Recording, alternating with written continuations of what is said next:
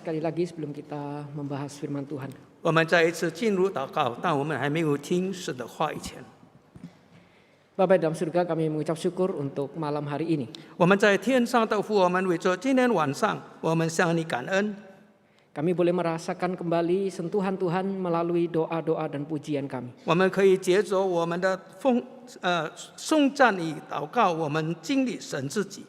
Sehingga di tengah-tengah kehidupan kami yang tidak menentu dan penuh dengan tantangan, 在我们充满着挑战的生活里面， kami sungguh merasakan Tuhan itu hadir dan tidak pernah meninggalkan kami. 我们真正的感受到主啊，你就在我们的身旁，你从来没有离开过我们。 Karena itu malam hari ini kami juga ingin merasakan sentuhan Tuhan melalui firman Tuhan. 因此主啊，今天晚上我们也要通过主你的话，让我们再一次的感受到你的同在。 Firman Tuhan yang selalu mengarahkan dan selalu menegur kami. 你的话引领着我们，也教导了我们。 Firman yang juga kami percaya selalu membentuk dan juga 也可以 mendewasakan kami. 也可以帮助我们，让我们更加的成长。 Karena itu Bapa, pakailah kedua hamba-Mu, baik yang memberitakan firman maupun yang menerjemah. 求你使用你两位的仆人，无论是传讲的或者翻译的， Dan juga sentuhlah setiap kami untuk kami boleh mengerti firman-Mu. 也求主你在我们当中，你的灵引醒， Sehingga di malam hari ini kami boleh sungguh-sungguh berjumpa dengan Tuhan melalui firman-Mu. 让我们今天晚上我们通过主你的话，让我们可以遇见你， Saatnya kami duduk dan terkagum melihat Tuhan bekerja bagi hidup kami. 让我们在我们的生命里，我们感到主你的同在是那么的奇妙。 Berbicaralah, kami siap mendengar. 求你与我们说话，我们已经预备好心了。 Di dalam nama Yesus Kristus kami berdoa. 奉靠主耶稣基督的名，我们祷告， Amin. 阿门。 Shalom Bapak Ibu yang dikasihi dalam Tuhan. 弟兄姐妹平安。 Hari ini tema yang akan kita bahas adalah The Peculiar Community. 今天我们所要思想的题目是 peculiar 的市区，就是典型的这个团契。 Kata peculiar jika kita melihat di dalam kamus, 如果是按照这个字典里面讲到 peculiar， biasanya diterjemahkan di dalam kamus itu sebagai aneh, khas, atau unik. 是一个非常奇怪的，并且是典型的。 Dan istilah ini biasanya digunakan di dalam Alkitab itu digambarkan di dalam 1 Petrus 2 ayat 9. 但是这句话呢，使用在彼得前书第2章。 Di mana 1 Petrus 2 ayat 9 dalam terjemahan salah satu bahasa Inggris menggunakan kata peculiar. 在这个彼得前书2章第9节里面，就讲到这个 peculiar。 Kata ini di dalam bahasa Yunani yang diterjemahkan peculiar ini dapat diartikan bukan hanya unik. 但是在这个希腊文的翻译里面，不单单这个讲到 peculiar 是一种的这个奇特的话，并且是非常经典的。 Tapi kata ini juga diterjemahkan unik karena sesuatu itu diakuisisi atau dibeli atau dimiliki oleh seseorang. 为什么是经典呢？因为它的意思就是就是拥有。 Karena itu di dalam 1 Petrus jika kita membaca 1 Petrus 2 ayat 9, 如果我们翻开这个彼得前书第2章的话， kata ini diterjemahkan umat kepunyaan Allah sendiri. 我们在那里就可以看到我们是属于上帝的子民。 Di mana kata ini dalam terjemahan King James Version menggunakan a peculiar people. 就是讲到就是属于上帝的子民。 Tapi di dalam terjemahan bahasa Inggris yang lain sama seperti bahasa Indonesia, 但是如果说我们看到英文的翻译，就跟印尼文的翻译是一样的。 mereka bukan hanya menekankan unik, tapi menekankan juga sesuatu yang lain. 他们不单单是说是独特的，但是且讲到别的事。 Yaitu sesuatu yang unik ini karena dimiliki oleh Allah. 这个独特的是上帝所拥有的。 Karena itu saya akan bacakan di dalam 1 Petrus 2 ayat 9. 因此我要跟弟兄姐妹一起来念这个彼得前书第2章第9节。 Petrus menekankan, tetapi kamulah bangsa yang terpilih, imamat yang rajani, bangsa yang kudus, umat kepunyaan Allah sendiri. 在这里讲到就是唯有你们是被拣选的族类，是有君尊的祭司，是圣洁的国度，是属上帝的子民。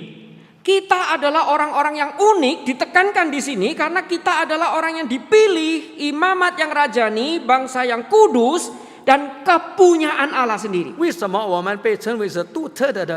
因为我们是属于上帝的子民，是被拣选的族类，是一个军政的祭司，是圣洁的国度。 Berarti dengan kata lain, Petrus di sini mengingatkan kita bahwa komunitas Kristen seharusnya berbeda dengan orang yang tidak dimiliki Allah. 因此呢，保罗在这里就是很强调说，我们这个基督徒的团契是以跟外面的这个团体是有所不同的。 Kalau sesuatu itu diakuisisi, dibeli atau dimiliki, jelas tidak mungkin sama seperti dulu sebelum dimiliki. 如果某一种东西被购买、被拥有的话，那肯定它的状况一定是跟以前的状况有所不同。 Berarti bagian ini mengingatkan kita di satu pihak kita punya hidup yang sama seperti orang lain. 在这里教导我们说，让我们就是我们知道我们的生活是跟以前是一样的。 Di satu pihak kita juga perlu bekerja, kita juga makan dan kita menjalani hidup kita sehari-hari. 我们每一天都需要工作，并且我们要供养我们自己。 Orang yang kenal Tuhan, tidak kenal Tuhan, memiliki hidup yang sama. 认识上帝的人或者不认识上帝的人，他们都有同样的生活。 Tapi sebagai komunitas Allah, harusnya kita punya hidup itu yang berbeda. 但是在基督徒的这个团契里面，那要跟他们有所不同了。 Lalu dikatakan oleh Petrus, mengapa harus berbeda? 在这里，彼得就问：为什么我们必须要跟他们不同呢？ Dikatakan supaya kamu memberitakan perbuatan-perbuatan yang besar dari Dia, yang telah memanggil kamu keluar dari kegelapan kepada terangnya yang ajaib. 所以接下来就说到，要叫你们宣扬那召你们出黑暗如奇妙光明之的美德。 Jika kita tidak berbeda, bagaimana kita memberitakan perbedaan kita dengan mereka? 如果我们与上帝以外的人不同，没有不同的话，那我们怎么能够宣扬这一切呢？ Sekarang yang menjadi pertanyaan, bagaimana kita bisa menjadi umat kepunyaan Allah yang punya hidup itu berbeda, peculiar, unik? 那我们怎么能够成为一个是属上帝子民的，并且有一个很美好的团契，就是 peculiar 的团契？ Di bagian ini saya akan mengambil di dalam Kisah Para Rasul ayat yang pasal yang kedua ayat 41 sampai 47. 在这里我要讲述到就是《使徒行传》里面的2章第42节。 Saya akan bacakan dalam bahasa Indonesia terlebih dahulu, nanti akan dibacakan dalam bahasa Mandarin. 先用印尼文来念一篇。 Kisah Para Rasul pasal 2 ayat 41 sampai 47.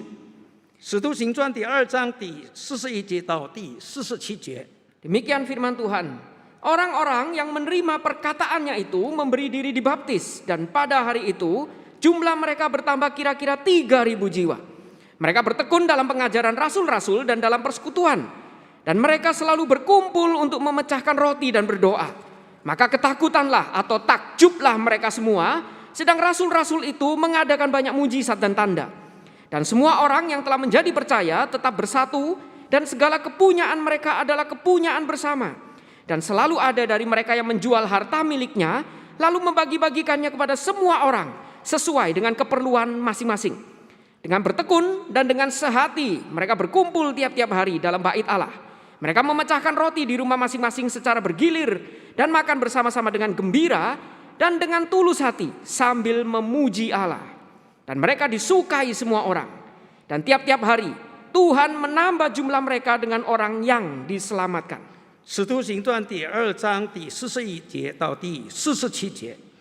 于是领受他话的人就受了洗。那天门徒约填了3000人。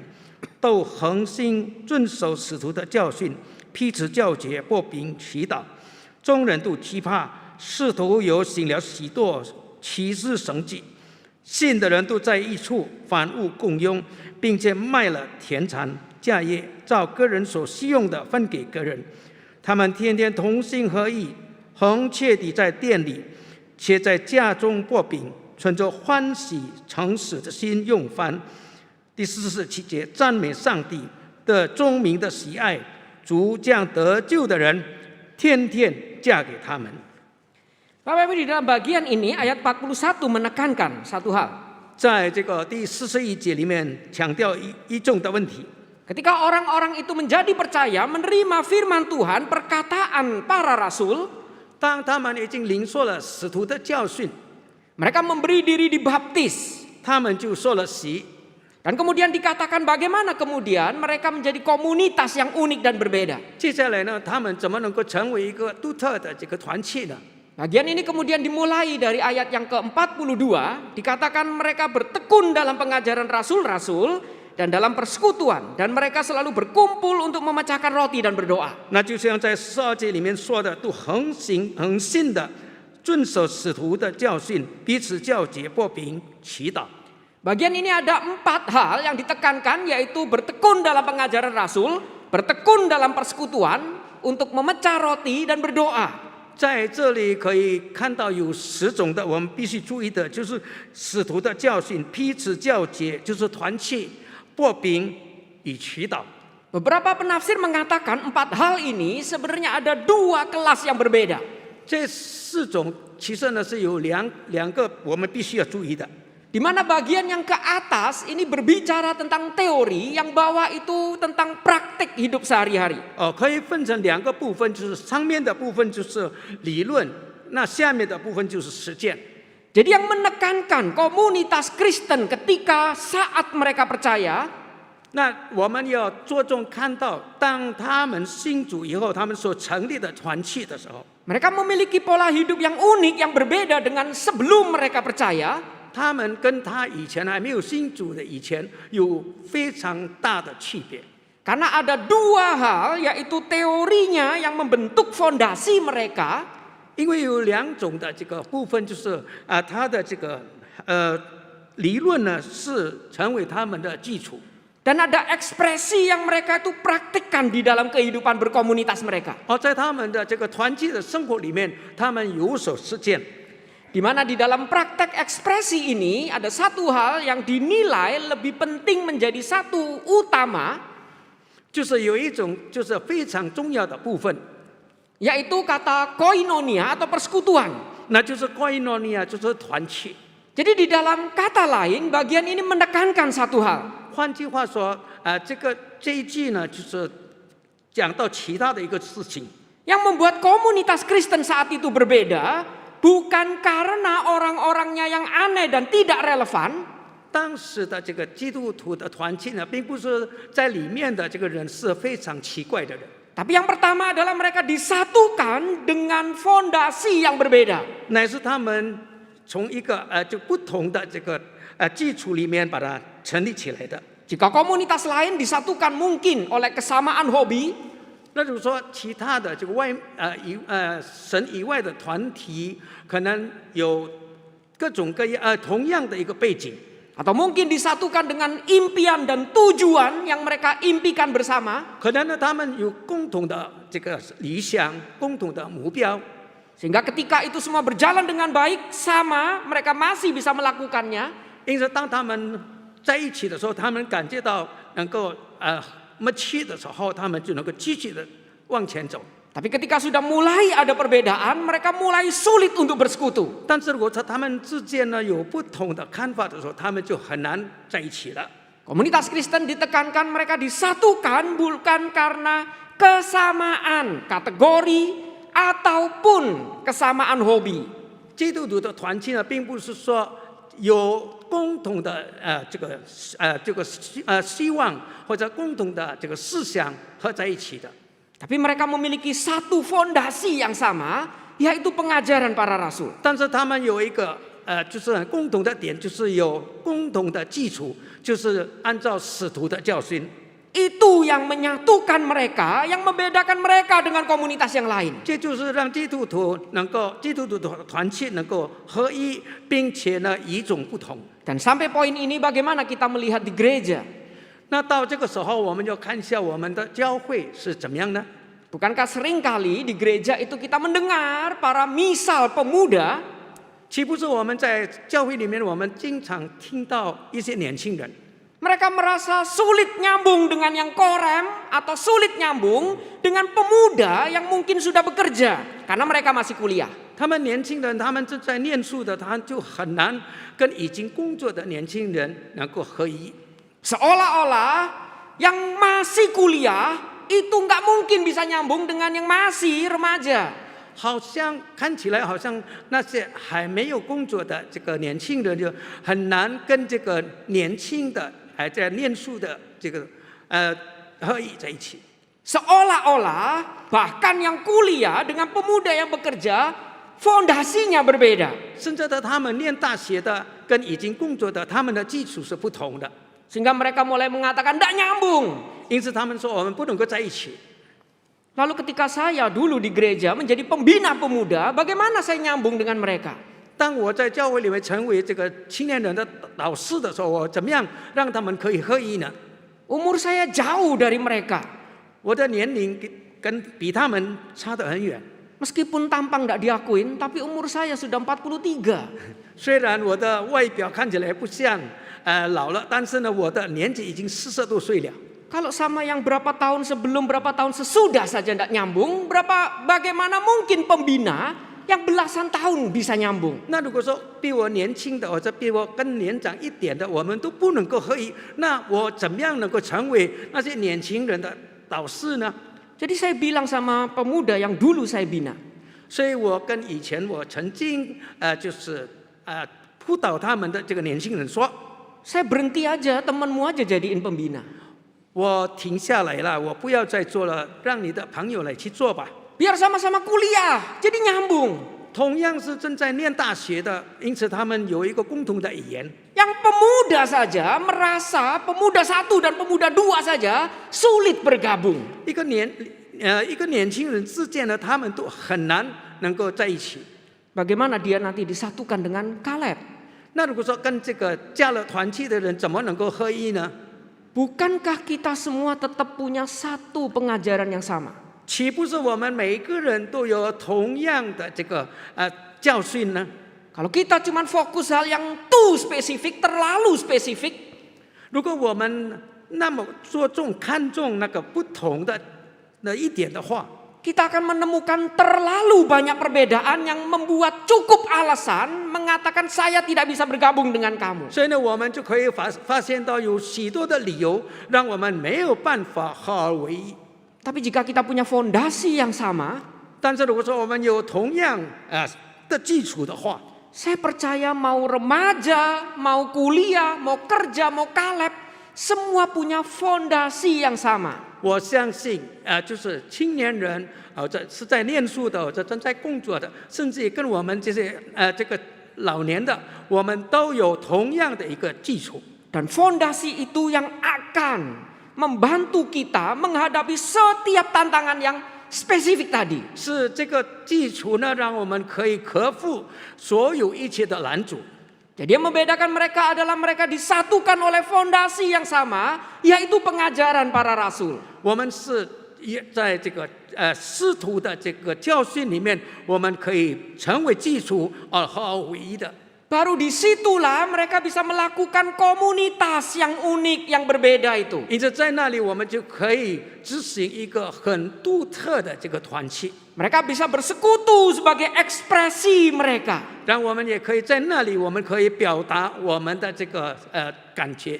Dan kata koinonia ini di dalam Alkitab bukan hanya diterjemahkan sebagai persekutuan saja. 这个高尼诺尼亚呢，不单单是被译成是单单是一个团契。 Kita melihat di dalam bagian Alkitab yang lain, Paulus juga memberikan terjemahan yang berbeda-beda. 保罗也在这里就是说了有不同的这个看法。 Misal di dalam Roma 15 ayat 26, 就像在罗马书第15章第26节， dia menggunakan koinonia yang diterjemahkan sebagai menyumbangkan sesuatu. 他用这个 koinonia 呢是一种这个向这个团契有所贡献的。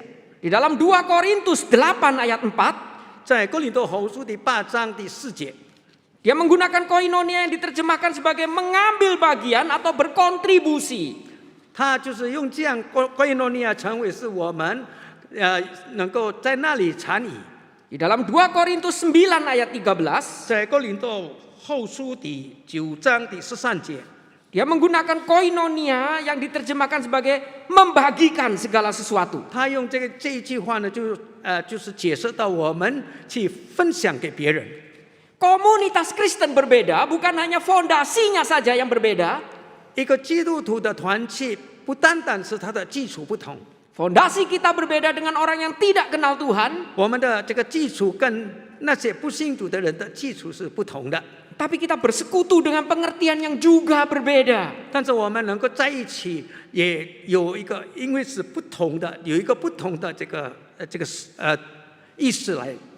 Di dalam Alkitab ditekankan bersekutu bukan hanya kita datang berkumpul. 在圣经里面说，这个我们团契，并不是说我们一起来到一个地方，我们集中在一个地方， Tapi Paulus menekankan kita juga datang untuk berpartisipasi. 乃是让我们到那个地方，我们一起团契，我们也有所贡献。 Karena itu bagian ini dilanjutkan dengan memecahkan roti dan berdoa. 因此在这里就说到，擘饼与祈祷。 Jadi setiap orang yang datang di dalam komunitas itu mencari bagiannya dan berkontribusi satu dengan yang lain. 他们在那个团契里面，他们能够发现他们自己的这个地位，并且呢，在那里可以做出他们的贡献。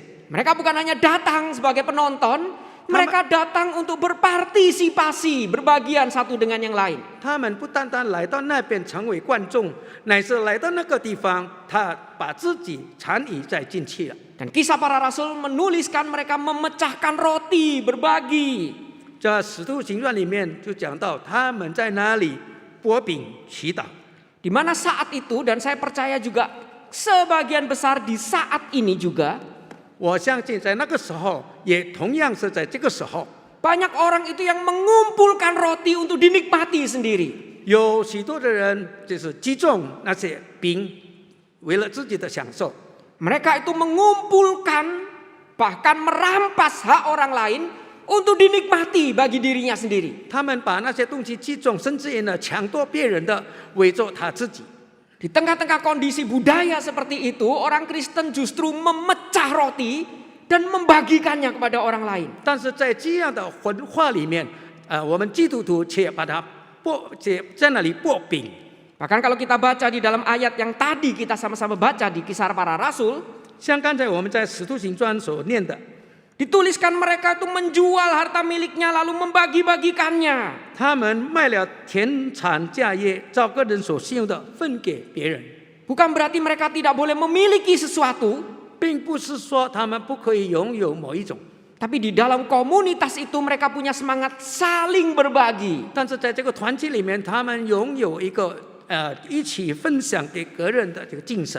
Jadi tidak ada orang yang terlalu kaya sampai menyombongkan diri dan melupakan lainnya. 因此在那里没有就是非常有钱的人，并且他可以感到自豪。 Tidak ada orang itu yang terlalu miskin dan sengsara sampai seolah-olah Tuhan itu tidak menyertai dia. 也没有贫穷到非常自卑的人，并且感觉上帝没有与他同在。 Mereka saling berbagi dan mereka itu saling membantu menanggung beban satu dengan yang lain. 他们彼此这个分享，并且呢彼此分担每个人的担子。 Itu partisipasi yang mereka tuh sama-sama lakukan. 这就是说到他们的参与， Dan mereka juga saling mendoakan satu dengan yang lain. 他们也相互的为其他的人祷告。 Baru di situ kita melihat di dalam bagian penutup ayat ini, 在那里我们也看到最后是怎么样的结束呢？ kemudian Tuhan itu memberikan ada 3 konfirmasi untuk kita itu cek kita sudah seperti itu atau tidak.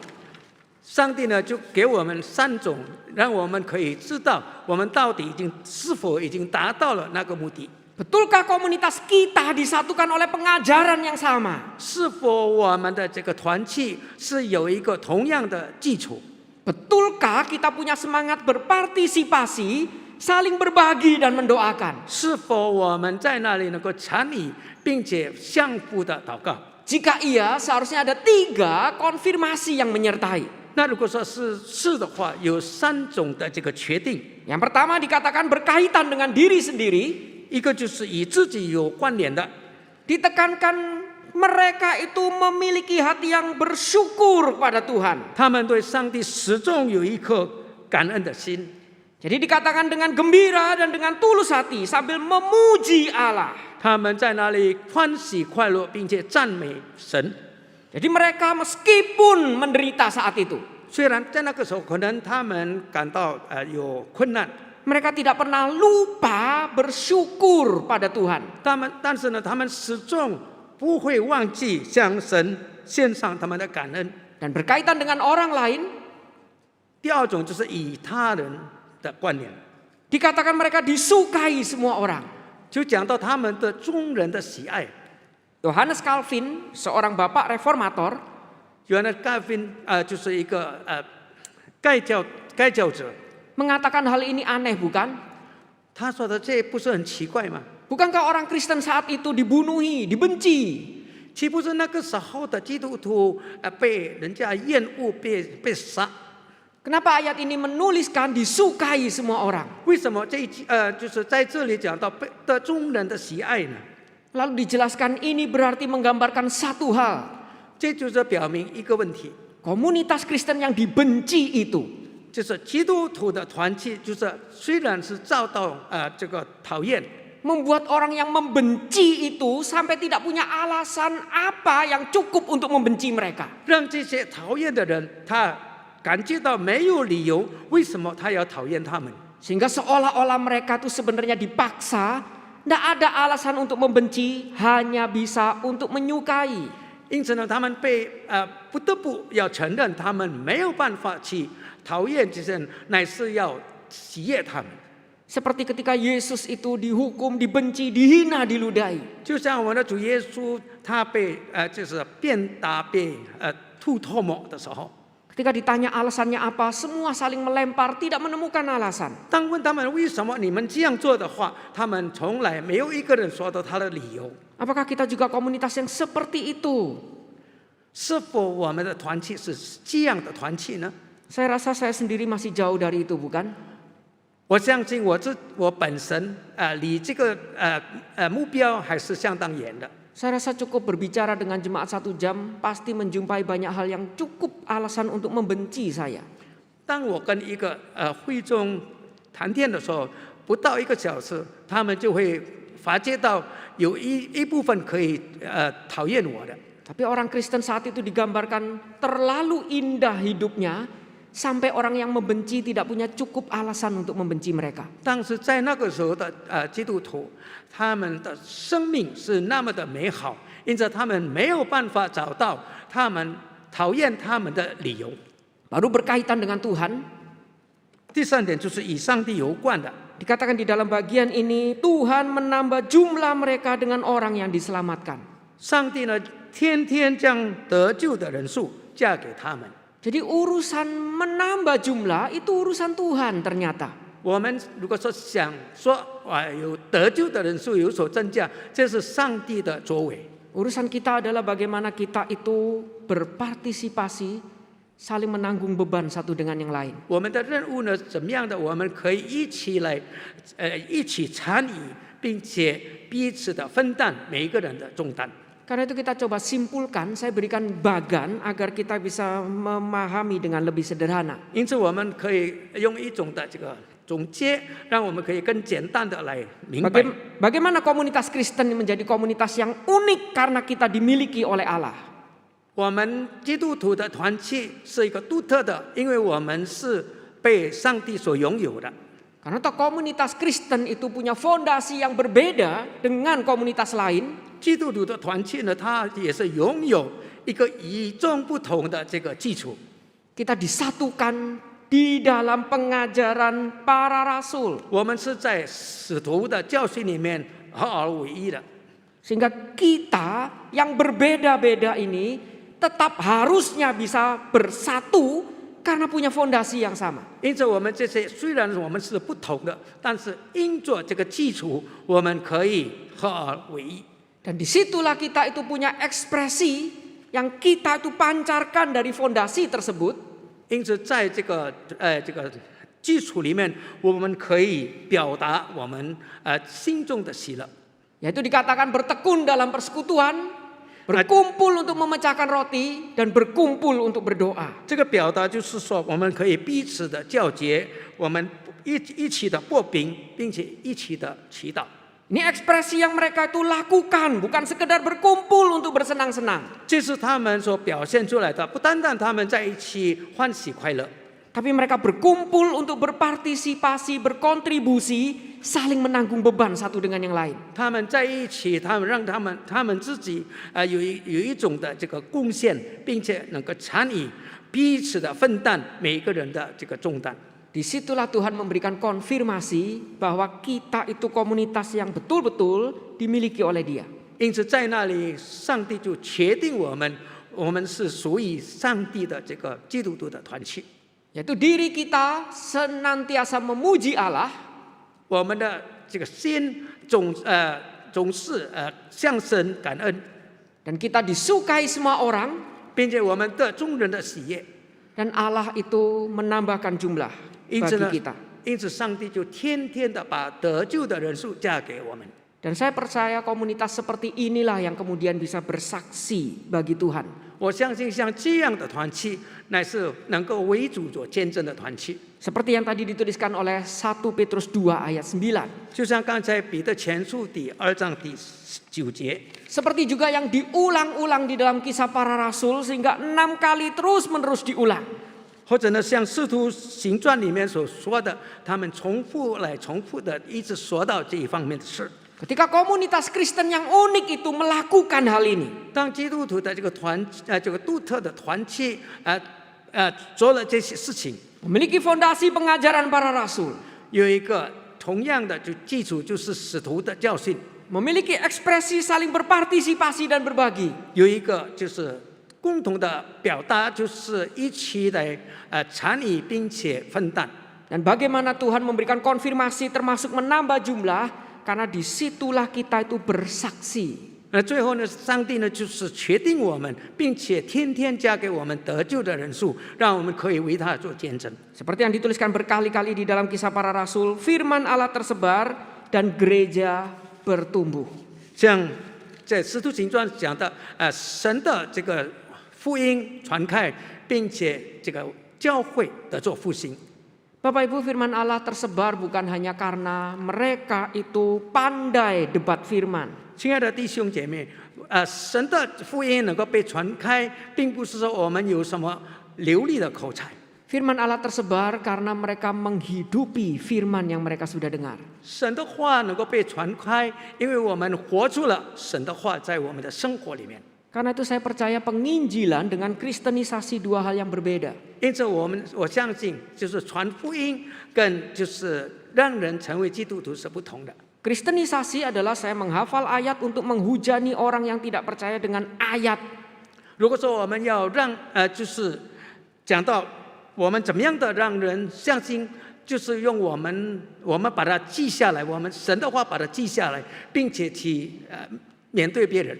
Menunjukkan betapa fasihnya saya mempelajari firman Tuhan dan membuat dia bungkam karena firman Tuhan yang saya bicarakan. 让人感觉到我是那么的熟悉这个神的话，让别人闭口无言。